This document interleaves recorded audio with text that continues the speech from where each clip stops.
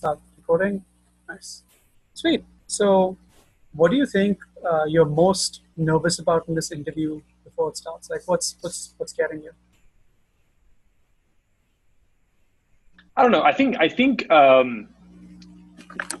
know. Like, I personally find it's very difficult to like explain myself to somebody else. I kind of know who I am, but it's like actually putting it into words and actually projecting it. I don't know. That's sometimes a bit nerve wracking. I don't think it really has much to do with whoever it is on the other side.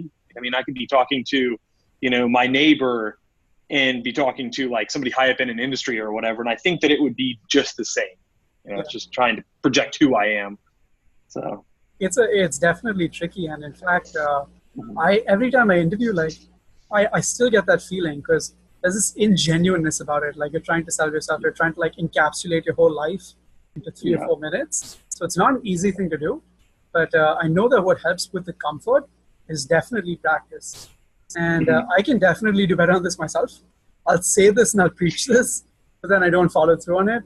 But I found that for the interviews that I've really cared and I've really pursued, if I just practice giving my 2-minute pitch every day, like without fail, like if I do that every day for 2 minutes, I'm solid. Like when I interview, I'm more comfortable because I kind of have it memorized. So that's like a neat hack. If you want to do this again or as many times as you want, I'm totally comfortable. You're interviewing the fifth. My goal is to make sure you get in and you are very comfortable in that interview. So yeah, absolutely. Appreciate that. Okay, cool. So let's get started then, if you're ready. All right. Yeah, let's do it. First question.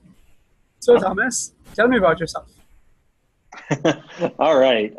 Sure. So my name is Thomas. I currently live here in Jacksonville, North Carolina, which is right next to the Marine Corps base Camp Lejeune.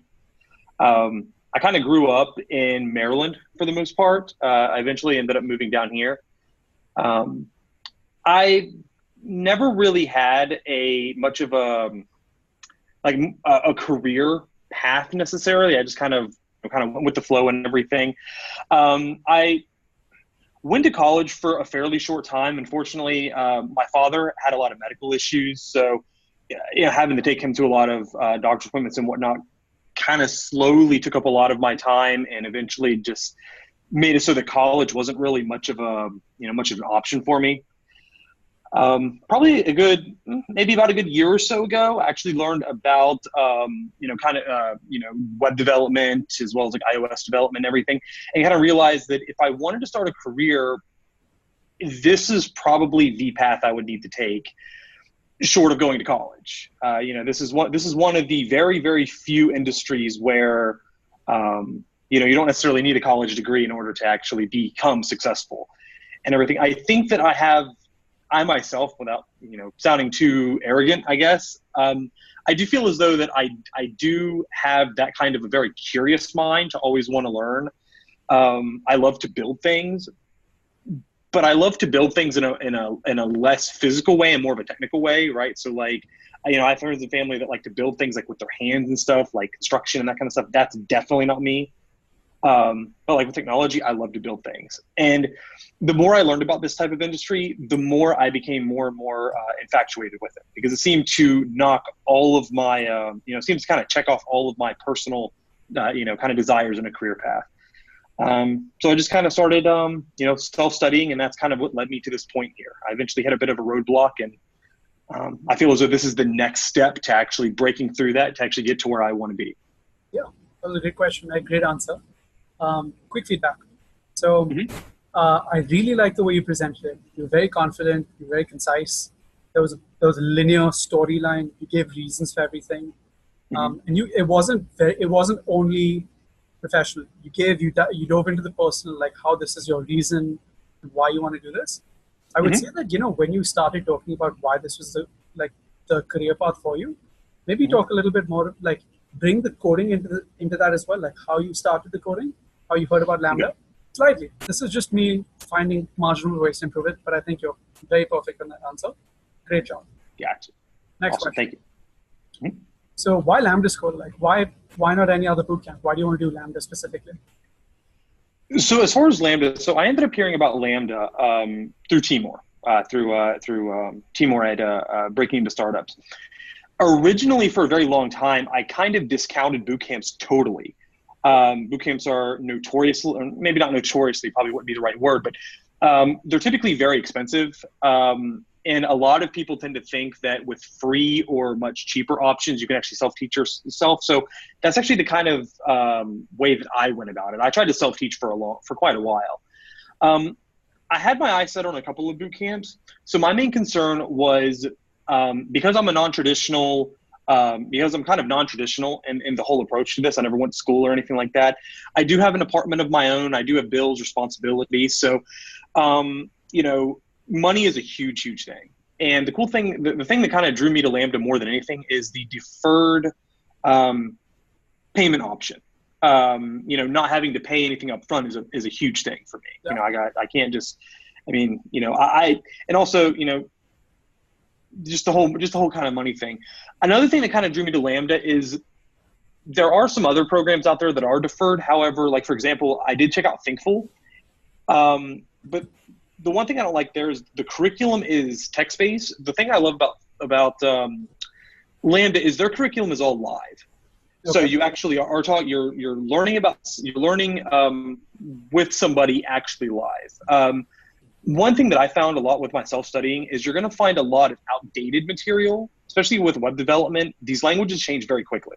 Yeah. So even some of the paid, quote unquote paid ones, some of these are still teaching, like for example, in JavaScript, they're still teaching var and not let or const, at all, yeah. And stuff. And, and a lot of other, things as well. A lot of them are still like highly stressing jQuery without actually mentioning, ES6 JavaScript, which in a lot of ways is superior to jQuery and like DOM manipulation, that kind of stuff. So actually having some material and actually learning from somebody right away, you can get direct feedback if you have any questions, but it's also guaranteed that person is up to date on everything. The curriculum is today, not, even 3 or 4 months ago, the technologies were drastically different even then. So that's the main thing for me is definitely the deferred payments as well as the live instruction. Very big for me. Okay. Great answer. Again, professional delivery. I liked it. If you can make a little more eye contact, it would be great. So right now you started your answer by saying, I heard about Lambda School from Timur, from baking into startups. They don't know Timur like you and me do. So maybe make it like a minute of a story, like a really quick second. Say, okay. I started dabbling in coding and I listened to all these great podcasts and I managed to reach out to one of the hosts who's been an incredible mentor, something like that. Just really quick. Yeah. It really isn't an important detail, but give them preface to who Timur is or just don't mention it at all, right? Gotcha. That's one. Second one was, when you started talking about Lambda School, obviously the money thing is going to be a huge thing, right? Deferred tuition, it's a big deal. App Academy, Lambda, all of these are like, that's why there's so much traffic going there. Yeah. Try to make it sound not like it's only because of the money, but because you like the alignment of incentives. Because right now what it seemed like was, this seems like one of the only options. Could have sounded like that. Gotcha. Depending on who's listening to you, right? Because it's also them coming in with their own assumptions. Mm-hmm. So if they're not particularly open-minded, they might be like, maybe he just wants because it's the only money option, right? So say you really like the alignment of incentives. They only get paid when you succeed.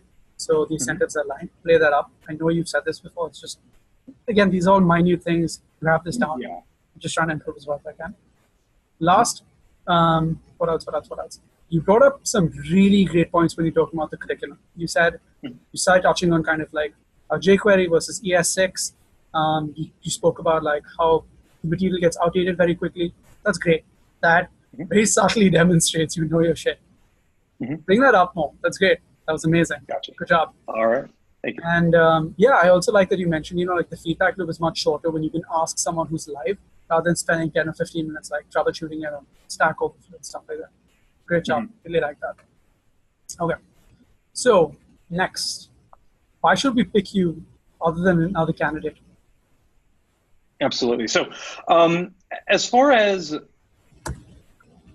I do believe that a lot of people definitely have the, a desire to learn, a desire to, really do good. The one thing that I think makes me more unique is not only do I like to learn, but I also like to kind of pass it along as well, help people.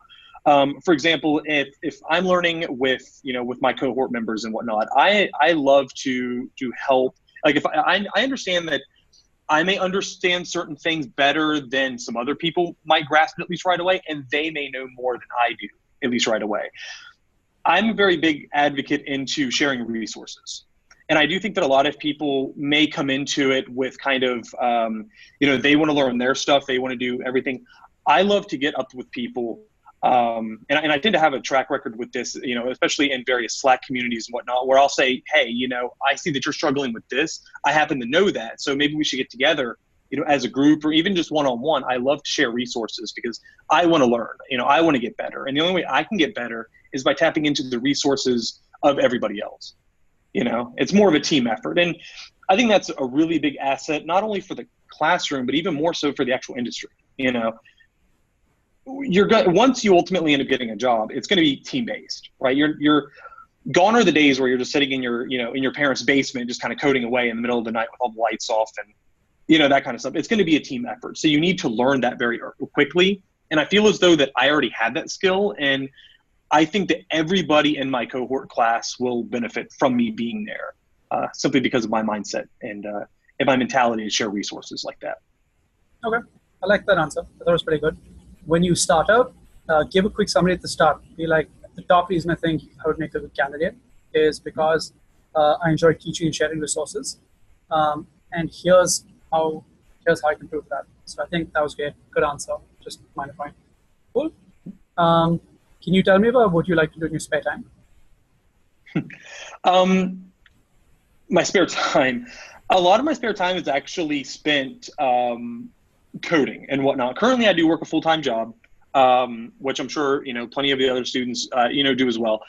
When I'm not trying to learn new things as far as coding goes, I really enjoy getting out of the house. I tend to find that if I spend too much time in the house, one of my main, I think, I can't decide whether it's a character flaw or a character strength. But one thing with me is if I hit a wall, I'll spend hours trying to figure it out. It's a good thing because it's perseverance. It's a bad thing because oftentimes what I've learned you have to do is you have to take a step back, go for a walk, take a breather. Oftentimes the answer is just right in front of your face. So when I actually recognize that I'm having issues, I love to take long walks. It's really nice just to get some fresh air, get out of the house. I work from home for my full-time job, so I'm stuck in the house all day anyway, or I'm stuck in an office as well. So, just getting some good sunshine is really nice. I have a dog, so I like to go walk my dog and all that. That's typically how I spend my spare time. It's either work or coding or beating my head against the wall with coding, in which case I just go take a walk and, okay. Everything just tends to fall into place. Cool. Sounds good. Could have an answer for that. Where do you see yourself in 5 years? I definitely tend to see myself, whenever I try to look at myself in 5 years, I tend to break it up. So 6 months, 12 months, so on and so forth. So in 5 years, I see myself as a senior developer working for, a startup or a small company. I see myself working with some amazing people, some very smart people, making some amazing products that, people can consume, hopefully solving some, really interesting problems. I have my eye set kind of, as far as like software engineering goes, I tend to want to gravitate more towards like the medical field. For example, I really like the idea of being able to make an impact. And this is definitely an industry where you can be involved in nearly every possible industry, from entertainment to medical. So I definitely want to make a big difference. So in 5 years, I definitely see myself, working in a major city, having a nice place to live, married, hopefully, and having a job that I absolutely love to, and that, hopefully I never want to leave. I hope at that time, actually, I'm at a place where I'm just like, what, I can stay for another hour or two.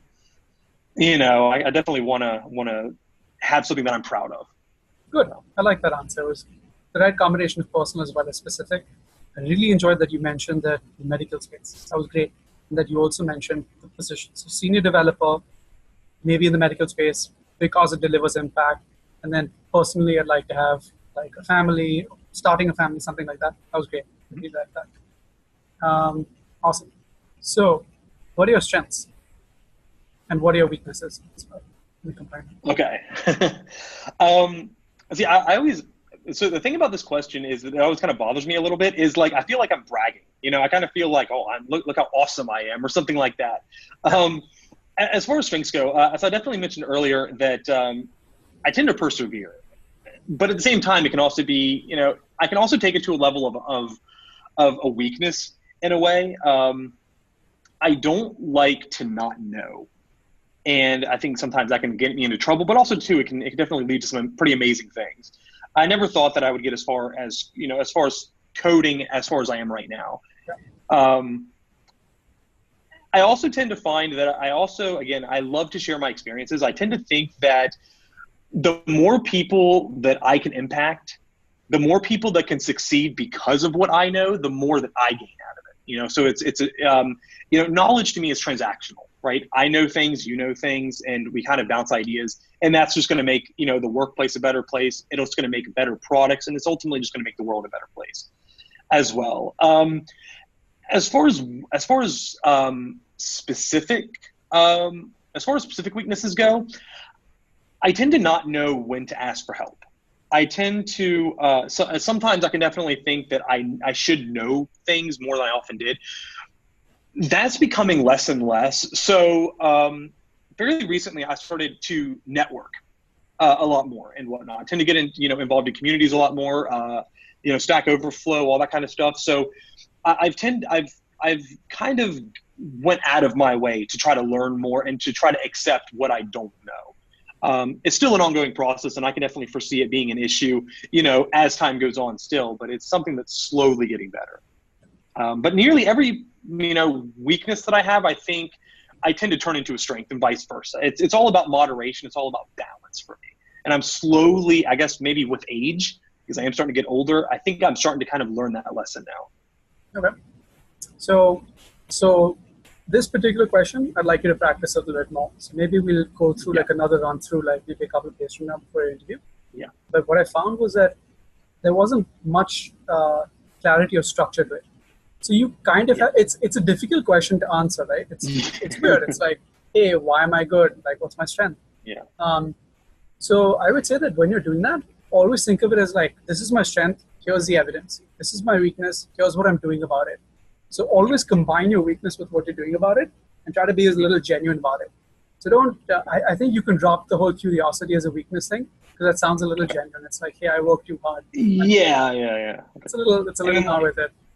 Gotcha. So then how many do you think that you really should have, like strength and weakness? Should you just stick to like one strength, one weakness, and kind of like elaborate on them, or? Yeah, so I honestly think that it's like, it really is by interview. I like to have 3 strengths and weaknesses each, right? I typically will come up with 1 or 2 weaknesses, maybe not more. I'll talk about them in detail, and I'll give like an instance of where I made a mistake. So a weakness of mine has been that like, I haven't practiced this delivery. So again, like I said, I don't practice what I preach. I need better delivery at this, but one of my weaknesses has typically been that I can get very distracted if I'm not interested in the work. So, for example, I was working at Macy's, and one of my jobs was to manage the inventory flow for Hagel KCR. And we have a regular weekly report that we send out. And very little changes between these weekly reports. And on one particular week, there was a dip in sales in one particular color in one particular location. So an increase in sales, which caused us to run out of inventory. But because I'd been distracted and I hadn't kind of looked at it, we went a whole week without getting restocks of that inventory. That was my fault. To get better at this, what I've started doing is I've realized these are the kind of mistakes that I make systematically. So every time that I'm doing something that I find tedious or a little boring, what I'll try to do is I'll try to kind of pocket them or do them at one time. So I'll stock them all at one go, and I'll get through them, and then I'll concentrate my mental effort to double check that I've done them perfectly well, so that I don't lose this. So that would kind of be like an example of how you want to structure it. So here's my weakness. This is an example of my weakness in action. This is what I'm doing about it. And the same thing with the strength.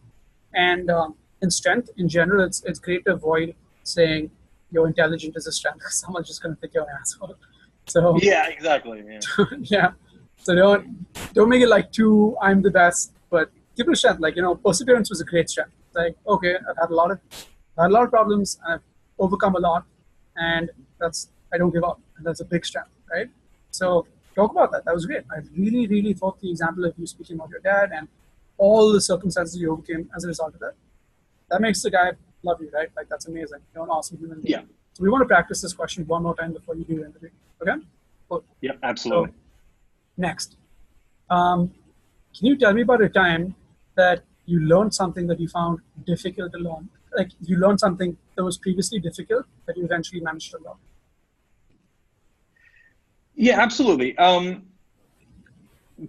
Picking one is definitely going to be interesting. I think for me, pretty much the entire journey to get to where I am now is just one big, one big example of that. So one of the big issues that I kind of had was when I was first learning JavaScript and whatnot. It was extremely foreign to me. It took me a long time to, in multiple different resources to just rehash the exact same issue over and over again, just to figure out exactly how to learn it, how to apply it. I think probably the most recent ones whenever I'm learning prototypes with JavaScript. For the life of me, I couldn't figure out how to apply those. I watched, video after video. I read several articles trying to figure out exactly how it works and when to use it. Until I actually kind of left it alone for a couple of days. And then I decided to go back to it again. I ended up watching it for a very short time, maybe a half hour or so of actually looking at it. And then it just finally clicked. I don't know why it clicked. Maybe it was I think I tend to stress on something for so long that I tend to make it more of a problem than it actually is. By taking an actual step back, I found, at least with that scenario, at least, that I was able to kind of bring it full circle and fully understand it. And currently I'm working to implement it at every possible turn that I can. Cool. That was a good answer. I thought that was fine. Slightly more structure. So rethink that answer a little bit. It's like the JavaScript. You take a step back, you think about how this interview goes. I'm going to send you this recording at the end as well, so you can kind of watch yourself. But yeah, I think that was a great answer. Really, no other questions, no other feedback. I think you're doing really good. You are extremely competent. You've looked up. You've done a ton of research. You know your material. I think you're going to be fine. And typically, behavioral interviews are the easier ones in comparison to technical ones. So you're going to be fine. It's good. And I love the fact that even though you didn't need to do this, you still wanted to do this anyway. It's great. It's like any incremental benefit you can get, you're trying to squeeze out. That's awesome. Really respect that. So yeah. Thank you. Yeah, I don't think I have any other questions for you. I don't have the specific Lambda interview questions yet. So we've reached out to Jarek. He hasn't responded yet. He has the bootcamp going on, so we kind of understand. Yeah, I assume he's probably just busy. Yeah. I think he read my message, but he hasn't responded yet. So I'm assuming he's probably just busy. Maybe this weekend or so. So from what I understand, it's like a little 10-minute. But we're trying to get it from like other people and like see if we can get the interview questions as well. And they're most likely just going to overlap with this because behavioral interviews are just like this exactly. But yeah, if we hear from anyone or anything like that again, I will definitely update you. And yeah, when you want to walk through this again, feel free to reach out again. Yeah, absolutely. I'll definitely go through this again. That strength and weakness is one, even to this day. And here's the thing. I hate that question so much that like every time I get a new job, I'm like, man, I hope this is my last job, because then you don't got to do it again. And that's kind of where I want to get to at some point. Be like, okay, cool. I have a good salary. I like my job. The only reason why I'm not changing jobs again is because it's a damn question. But and the thing is, it's exactly that. I have that same fear. It's like every time I interview, I'll put it off. In my mind, what I tell myself is that, you know what, I'm just going to wing it. Like, I'm going to go on, I'm going to do it. And that always bites me in the ass, right? But what I've realized, it's just something you have to do. And like, you just have to do it. Like, get it over with, because it's going to happen. It's going to come up again and again and again.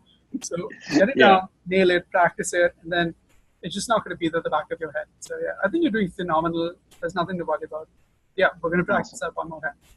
Anyway. Awesome. That sounds good. Thank you so much. Appreciate it. And if there's anything else in the meanwhile outside of interviews, shoot us a message. We're more than willing to help you. Yeah, I really do appreciate it. You guys have definitely helped me a lot. Like trying to do all of this like by yourself is like, it's like, man, this kind of sucks. And then like ever since I got added to the chat and ever since I started like actually like reaching out and stuff, I'm like, man, this is so much better. Like you're gonna see that like when you start school, like when you meet like your peers, it's so much easier doing this with human beings. So much easier. So like what I found was, like I explained, like it took me 5 months to complete like the App Academy prep material, right? And that wasn't even like because the material was hard. It was very easy. I actually finished the material in 2 weeks.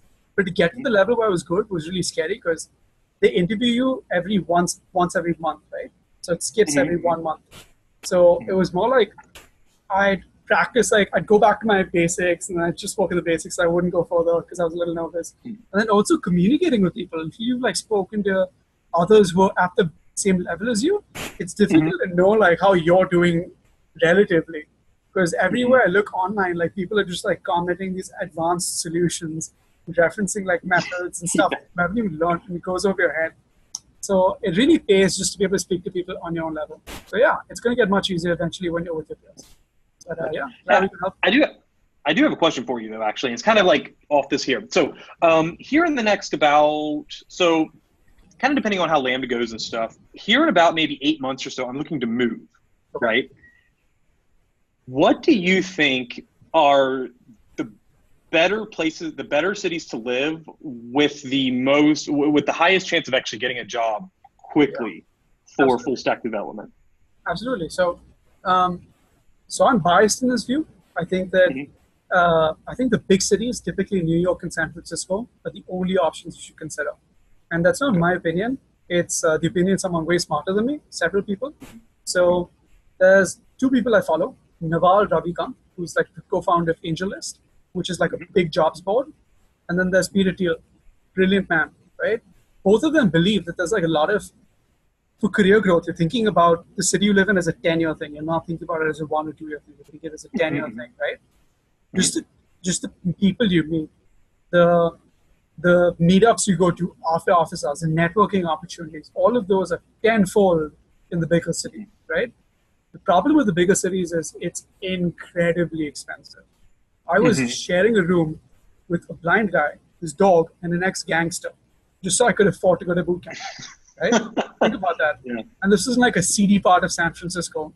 I've never lived like this before in my life, right? And don't be wrong, individually, like they were really nice people, and like we kind of, became friends or whatever, but I didn't know that going in. Like I was going in because I was like, okay, this is cheap. I can afford this while I attend boot camp and I study, right? Yeah. So, but the payoff of being in the big cities, I would 100% recommend, just because it's where it is. I would also consider not moving to a city until you have interviews lined up, right? So think about it that way. And even while you're recruiting, don't go rent like an apartment for 3 months. There's things called hacker houses. We can lease places by the week, by the month. And you're renting a bunk bed in a clean, safe neighborhood, which is fine, right? So all of those are options. So when you're making that move, reach out again. We'll talk to you. But San Francisco, New York, ideally San Francisco. Gotcha. Yeah, I definitely looked at San Francisco. I saw some apartments that were like $1,000 a month, and I look and they're like 275 square foot or something. I was like, 1,000 is like the cheap ones, and it's not. 1,000 is like you're sharing a room. Like I paid $1,000 to the place I was telling you about. Yeah. Oh my god. Like it was $1,000. Yeah, like here I have like this entire townhouse to myself for like, $700 a month. I'm like, oh, okay, this isn't too bad. And then like I start looking and it's like 2,000, 3,000, 4,000. I was like, god damn. But yeah, I was like kind of looking at like Atlanta or something like that. But really, I mean, the way that I see it is like if you really, really want this, then you'll open yourself up to basically the entire United States if you want it. So, exactly. Which is what I'm looking to do. So and I really appreciate it. That first change is huge. Like I remember the first time, like I grew up in India, right? Like we had a nice house. Like I grew up very comfortably. Like, and then I came here and it was completely different. Like it was very different. Like after graduating college, I had moved into like a very small apartment, like 9 guys in New York while I was working my first job. It was completely different. But then after that, every incremental move, anything that you do, you just don't care. Like it's so much simpler. Like right now I have my bag, I have my toilet kit, I have my laptop, and that's it. That's all I need, right? And like I can move anywhere I need, and it's the slightest thing. And for the first few years, you have to do that. Like it just has to be like a mindset. You have to be open to it, because like how much do you want the job? Like how much do you want career growth 10 years from now? All of those things you have to factor in. So you're going to be fine. I think that simply because you want this so much and you've taken this much action, you're going to do really well. I'm excited to see you get accepted. All right, man. I really appreciate it. Thank you so much. Sounds good. Stay in touch. Yeah. See you, man. Yeah.